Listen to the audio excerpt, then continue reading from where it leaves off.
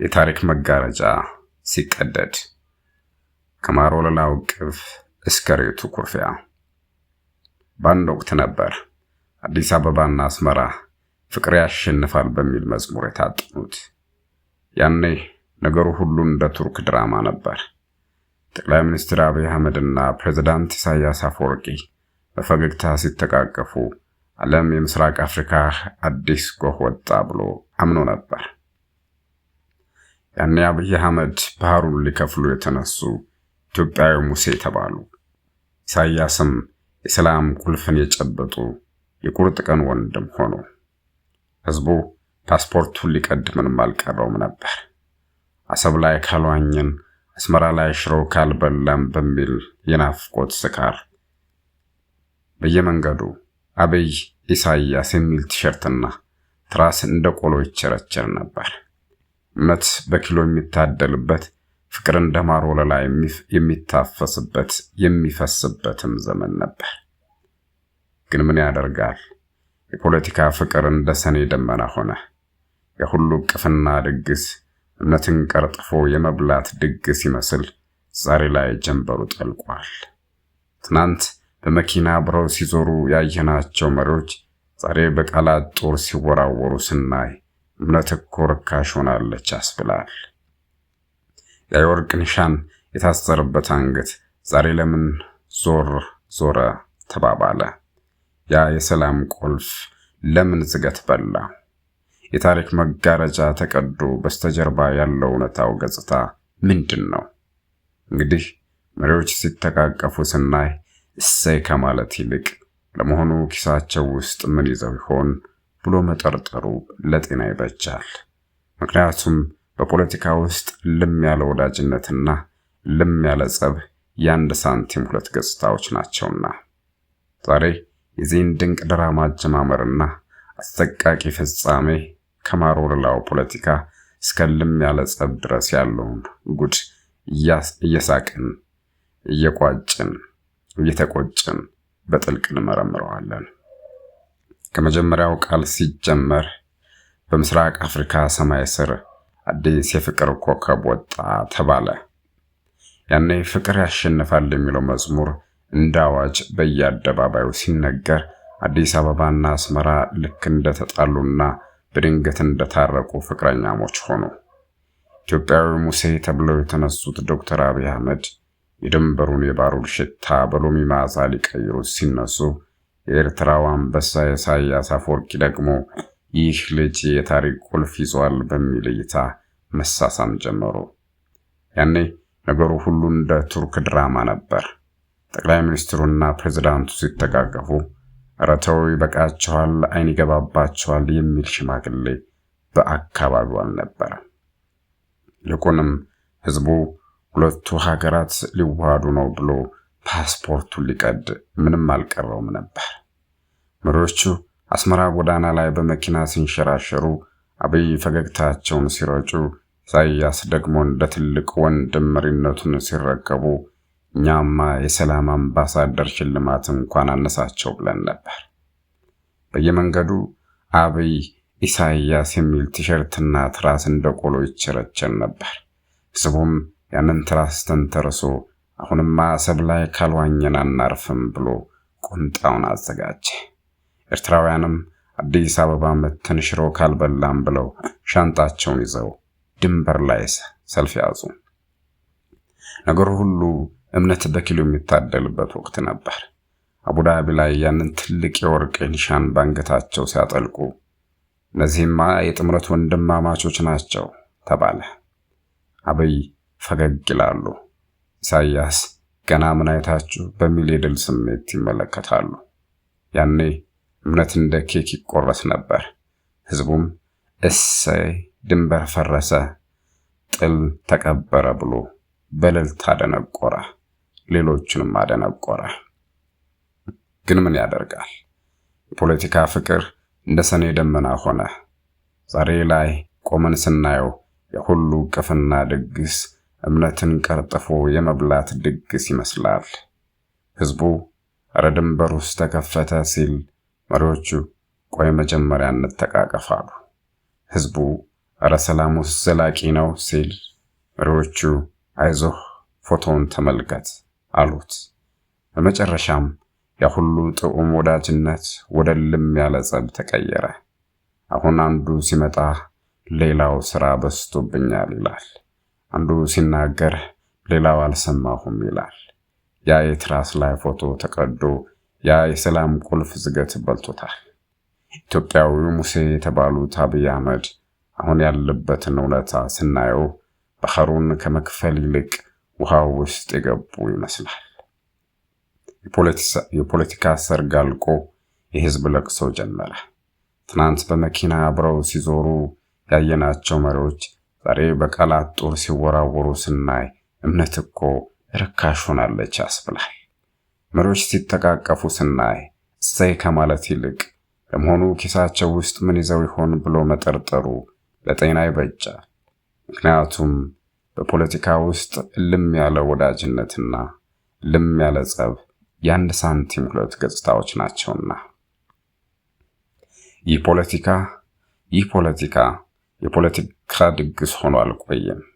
እየቆየ ሲሄድ ግን ያ በወርቅ ኒሻን የታሸገው ጫጉላ ሽርሽር ወደ ቁም ስቅል ቲያትርነት ተቀየረ። በአንድ ወቅት የሰላም ርግቦች የበረሩበት የአስመራና የአዲስ አበባ ሰማይ ዛሬ ጥርጣሬ ጉም አፍኗቸዋል። ያኔ አብይ አህመድ ባህርና መሬት አንዱ የሌላው ነው ብለው ሲሰብኩ ህዝቡ አሜን ብሎ የተቀበለው የልቡን በር ከፍቶ ነበር። ግን ደግሞ የፖለቲካ ፍቅር እንደማር ወለላ ቢጀምርም መጨረሻው ግን የንብ መንጋ ሆኖ መናደፉ አይቀርም። ህዝቡ አሰብ ላይ እግሩን ሊነክር በህልም ዓለም ሲንሳፈፍ፣ መሪዎቹ ግን በቤተ መንግስት ውስጥ ማን ማንን ይበልጠዋል የሚል የድብቅ ካርታ ይጫወቱ ነበር። ያ በአቡዳቢ አደባባይ የተሳሳሙት መሳሳም ዛሬ በቃላት ጦርነትና በዲፕሎማሲያዊ ኩርፊያ ተተክቷል። አንዱ የባህር በር ካልሞትሁ ሲል ሌላኛው ደግሞ ያጥርህ ቁመት ካልጨመረ እያለ በቁም ጸብ ይላተማል። ትናንትና በየጎዳናው አብይ ኢሳያስ እያለ ሲዘምር የነበረው ወጣት ዛሬ የገባነው ቃል የት ገባ ብሎ መጠየቅ ጀምሯል። መሪዎቹ ፍቅር ያሸንፋል ብለው በሰበኩት መድረክ ላይ ዛሬ ኩርፊያ ያሸንፋል የሚል አዲስ ድራማ እየተከናወነ ነው። ያኔ አብይ አህመድ ሙሴ ተብለው የተነሱት ህዝቡን ወደ ተስፋይቱ ምድር ለማሻገር ቢሆንም አሁን ግን የደረሱበት ምድረ በዳ ሆኖ አርፎታል። ኢሳያስም ቢሆኑ ትላንት በአዲስ አበባ አደባባይ የቤተ መንግስቱ ቁልፍ ተሰጥቶኛል ብለው ሲፎክሩ የነበሩት ዛሬ ግን የቤታቸውን በር ቆልፈው ማንም ድንበሬን እንዳይነካ እያሉ ይዝታሉ። የፖለቲካ ሰርግ አብቅቶ እንግዶቹም ተበታትነው ዛሬ ቀረው የሰበሩት ሳህንና የፈሰሰው መጠጥ ብቻ ነው። እምነት እንደ ርካሽ ጨርቅ ተቀዶ በያጥሩ ላይ ተሰቅሏል። ህዝቡ ግን አሁንም በህዋህነት ትናንትና ያየነውን ፍቅር ወዴት ሄደ ብሎ መጠየቅ ጀምሯል። ነገር ግን በፖለቲካ ውስጥ ፍቅር የሚኖረው ጥቅም እስካለ ድረስ ብቻ መሆኑን የዘነጋው ይመስላል። ይህ ሁሉ ሽኩቻና የቃላት መወሮር የሚያሳየን በቤተ መንግስት ውስጥ የሚጠነሰሰው ሴራና በህዝብ ጆሮ የሚነገረው ወሬ ሰማይና ምድር መሆናቸውን ነው። አብይ አህመድ ዛሬም ቢሆን የባህር በር የግድ ነው እያሉ በሚናገሩበት ወቅት ኢሳያስ ግን ዝምታዬን እንደ ፍርሃት አትቁጠረው በሚል አይነት እይታ ከአስመራ ሆነው በትዝብት ይመለከታሉ። ያ የቆየ የቤተሰብ ድራማ ዛሬ ወደ ፍቻ አቅራቢያ ክስ ተቀይሯል። የጥንቱ ወዳጅነት አሁን እንደ ትዝታ ብቻ ቀርቷል። እንደውም አንዳንዴ ያ ሁሉ ነገር በእውኑ ተከስቶ ነበር ወይስ በህልማችን ነው የሚያስብል ደረጃ ላይ ደርሷል። በአንድ መኪና ውስጥ ተቃቅፈው ሲዞሩ ያየናቸው መሪዎች ዛሬ በተለያዩ ሀገራትና በተለያዩ የፖለቲካ ጎራዎች ተሰልፈው አንዱ ሌላውን በጎንዮሽ እያየ ይገላመጣል። ይሄ የፖለቲካ ቲያትር ገና ተፈጸመ ሳይባል ይልቁንም ወደ ሁለተኛውና ይበልጥ ወደሚከረፋው ምዕራፍ ተሸጋግሯል። ያኔ የፍቅር ጀንበር ስትወጣ በደስታ የሰከረ ህዝብ ዛሬ ጀንበሯ ስትጠልቅ የሚመጣውን ቅዝቃዜ መቋቋም አቅቶታል። በአዲስ አበባ ጎዳናዎች ላይ ኢሳይያስ አብይ ተብሎ የተጻፈባቸው መኪናዎች ዛሬ ቀለም ቀይረዋል። ያኔ በፍቅር የተገነባው የልብ ድልድይ ዛሬ በጥርጣሬ ፈርሷል። ሙሴ የተባሉት አብይ አህመድ ባህሩን ሊከፍሉ ሲሄዱ ከባህሩ በፊት የኤርትራውን አንበሳ ፊት ቀድሞ ተዘጋባቸው። አሁን ነገሩ ሁሉ የአይጥና የድመት ጨዋታ ሆኗል። አንዱ ወንድሜ ሲል ሌላኛው ጓደኛ ይል ነበር። ዛሬ ግን ያ ሰውዬና ያኛው ወገን ወደሚል ቀዝቃዛ መጠሪያ ተሸጋግረዋል። ዛሬ ላይ ሆነን ስናየው ያ ሁሉ ቅፍና መሳሳም ልክ እንደ ጥንታዊው ግጥም ውስጡ ምስጢር ውጭው ሽሙጥ ነበር። አብይ አህመድ በፈገግታቸው ዓለምን ሲያታልሉ፣ ኢሳይያስ ደግሞ በዝምታቸው የታሪክ ሂሳብ ያወራረዱ ነበር። ትናንት በአቡዳቢ አደባባይ የወርቅ ኒሻን ሲያጠልቁ ኒሻኑ የሰላም ሳይሆን የውል ማሰሪያ ይመስል ነበር። ያ ውል ደግሞ ዛሬ እንደ አሮጌ ወረቀት ተቀዶ በነፋስ ተበትኗል። ህዝቡ አሰብ ላይ አገሩን ለመርጨት ቁምጣውን አዘጋጅቶ ሳለ መሪዎቹ ግን በድንበር ላይ ተጨማሪ ታንክና የከባድ መሳሪያ አጥር ማጠር ጀመሩ። የሰላም ርግቧ ዛሬ የጦር አውሮፕላን ሆና በአየር ላይ ትንዣበባለች። ፍቅር ያሸንፋል የሚለው መፈክር ዛሬ መዳፈር አይቻልም በሚል ዛቻ ተተክቷል። ታዲያ ሁሉ ዋዛ ፈዛዛ መጨረሻው ምንድን ነው? በፖለቲካ ውስጥ ቋሚ ወዳጅ የለም፣ ቋሚ ጥቅም እንጂ እንደሚባለው የሁለቱ መሪዎች ፍቅርም ጥቅሙ ሲያልቅ እንደ ሻማ ቀለጠ። አብይ አህመድ ዛሬም ቢሆን በቤተ መንግስታቸው ሆነው ኢትዮጵያ የታሪክ እስረኛ ሆና አትቀርም እያሉ ሲያቅዱ፣ ኢሳይያስ ግን በአስመራ ቤተ መንግስት ቁጭ ብለው እስር ቤቱ የኔ ነው ቁልፉም በእጅ ነው የሚሉ ይመስላሉ። ትናንት እንካይ ቤተ መንግስቱን ቁልፍ የተባሉት ሽማግሌ ዛሬ የቤቱን በር ከውስጥ ዘግተው አንኳኳ አትበሉኝ እያሉ ነው። ይህ ሁሉ ድራማ የሚያስተምረን መሪዎች ሲተቃቀፉ ኪሳቸውን መፈተሽ እንደሚገባን ነው። አሁንማ ነገሩ ከሳቅም አልፎ ወደ አይነ ጥላ ፖለቲካ ተቀይሯል። አንዱ ወደ ምስራቅ ሲያይ ሌላኛው ወደ ምዕራብ ያያል።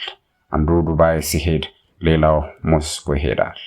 የልብ ትርታቸው አንድ ነበር የተባሉት መሪዎች ዛሬ የልብ ትርታቸው ቀርቶ የንግግር ቃናቸው እንኳን አይገናኝም። ህዝቡ ግን አሁንም በየዋህነት ለመሆኑ ያኔ ምን ተነጋግረው ነበር እያለ በጨለማ ውስጥ ይዳክራል። የፍቅር ጀንበር ጠልቃለች፣ የጨለማውም ጉዞ ጀምሯል። ግን በዚህ ጨለማ ውስጥ የማንቂያ ደወል ሆኖ የቀረው አንድ ሀቅ አለ። የፖለቲከኞች ቃል እንዳሸዋ ላይ የተጻፈ ጽሑፍ ነው። ማዕበል ሲመጣ አጥቦት ይሄዳል። ህዝቡ ግን አሁንም ድንበር ላይ ቆሞ አሰብ ወይስ ሰላም እያለ ይጠይቃል። መልሱ ግን በመሪዎች ዝምታና ኩርፊያ ውስጥ ተቀብሮ ቀርቷል። እንግዲህ የመጋረጃው መቀደድ እዚህ ላይ ያበቃም። ነገሩ እንደ አሮጌ ልብስ እየተተረተረ ዛሬ ላይ ወደ ደረሰበት የጥርጣሬ ቁንጮ ተሸጋግሯል። ያኔ ሙሴ ተብለው የተጠሩት አብይ አህመድ ህዝቡን ከባርነት አውጥተው ወደ ምድረ ገነት ወደ አሰብ ባህር ያሻግሩናል ተብሎ ሲጠበቅ፣ አሁን ግን ነገር ሁሉ የባህር ላይ ስዕል ሆኖ ቀርቷል። ህዝቡም የባህር በር ናፍቆት እንደ ቆሎ እየቆረጠመው፣ መሪዎቹ ግን የበር ሳይሆን የግድግዳ ፖለቲካ ላይ ተጠምደዋል። አብይ አህመድ ዛሬም ቢሆን በአደባባይ የባህር በር የህልውና ጉዳይ ነው እያሉ በሚሰብኩበት ሰዓት በትናንትናው ወዳጃቸው በኢሳይያስ በኩል የሚመጣው ምላሽ ግን ዝምታና ትዝብት ብቻ ሆኗል። ያኔ በመኪና ሲሽከረከሩ የነበሩት መሪዎች ዛሬ በዲፕሎማሲያዊ መንገድ ላይ እንኳን ለመስተላለፍ ፈቃደኛ አይደሉም። በአንድ ወቅት ኢሳይያስ አፈወርቂ አዲስ አበባ መጥተው መሪው አብይ ነው እኛ ተከታይ ነን ብለው ሲያወድሱ፣ የኢትዮጵያ ህዝብማ ወንድማማችነት ማለት እንዲህ ነው ብሎ ሆዱን ለፍቅር አስገዝቶ ነበር። ዛሬ ግን ያ መሪነት ወደ መናቆር፣ ያ ተከታይነት ደግሞ ወደ መቃወም ተቀይሯል። የፖለቲካው ሰርግ አብቅቶ ሙሽሮቹ ተፋተው ዛሬ የቀረው የሰበሩት ሳህንና በሜዳው ላይ የፈሰሰው መጠጥ ብቻ ነው። እምነት እንደ ርካሽ ጨርቅ ተቀዶ በያጥሩ ላይ ተሰቅሏል። ህዝቡ ግን አሁንም በየዋህነት ትናንትና ያየነው ፍቅር ወዴት ሄደ ብሎ ይጠይቃል። ነገር ግን በፖለቲካ ውስጥ ፍቅር የሚኖረው ጥቅም እስካለ ድረስ ብቻ መሆኑን መዘንጋት የለብንም። አሁንማ ነገሩ ከሳቅም አልፎ ወደ አይነ ጥላ ፖለቲካ ተቀይሯል። አንዱ ወደ ምስራቅ ሲያይ ሌላኛው ወደ ምዕራብ ያያል። መልካም ጊዜ ይሆንልን።